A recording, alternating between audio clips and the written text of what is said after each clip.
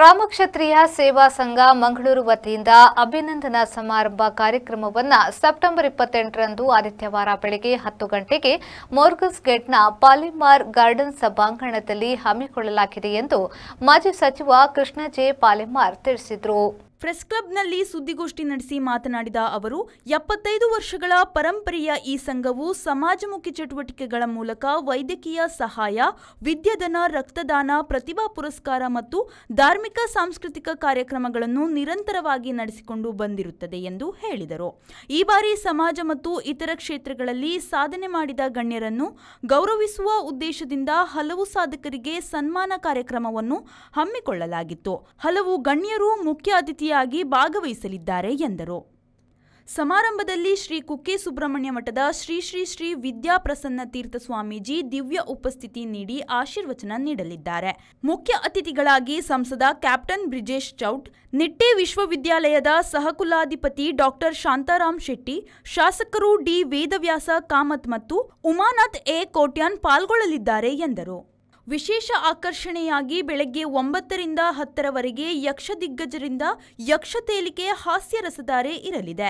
Doctor Shivanand Bekal ಅವರ ಒಗ್ಗಟ್ಟಿನ ಮನೆ ಕೃತಿ ಬಿಡುಗಡೆ ನಡೆಯಲಿದೆ ಎಂದು ಇದೇ ವೇಳೆ ಅವರು ವಿವರಿಸಿದರು.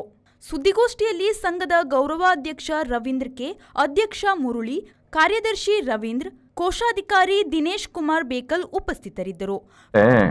ಪ್ರತಿ ವರ್ಷ ಒಂದೊಂದು ಕಾರ್ಯಕ್ರಮವನ್ನು ತಗೊಳ್ತೇವೆ. ಆದರೆ ಈ ವರ್ಷ ನಮ್ಮ ಸಮಾಜವನ್ನೇ ಗುರುತಿಸುವಂಥದ್ದಲ್ಲ. ಸಮಾಜ ಸಣ್ಣದಿದ್ದರೂ ಕೂಡ ಇತರ ಸಮಾಜದ ಸಾಧಕರನ್ನು ಸಮಾಜಕ್ಕೆ ಗೊತ್ತುಪಡಿಸುವಂಥದ್ದು ಇತರ ಸಮಾಜದ ಒಬ್ಬ ಸಾಧಕರು ಇವತ್ತು ಯಾವುದೇ ಸಾಧನೆ ಮಾಡಿದರೂ ಕೂಡ ಸಾಮಾನ್ಯವಾಗಿ ಎಲ್ಲ ಸಮಾಜಕ್ಕೆ ಅದರ ಪ್ರಯೋಜನ ಸಿಕ್ಕಿರ್ತದೆ.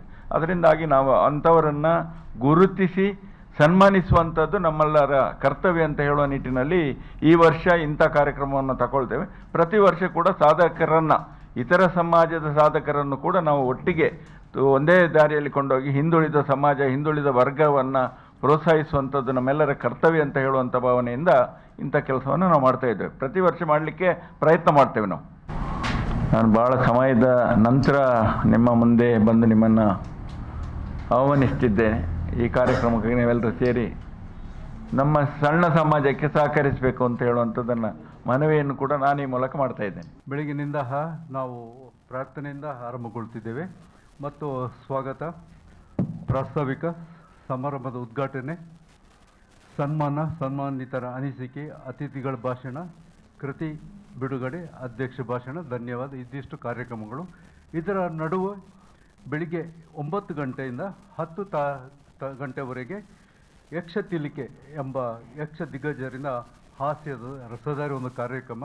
ಇದು ವಿನೂತ ಪ್ರಯೋಗ ನಮ್ಮಲ್ಲಿ ಆ ದಿನ ಬೆಳಿಗ್ಗೆ ನಡೆಯಲಿಕ್ಕಿದೆ.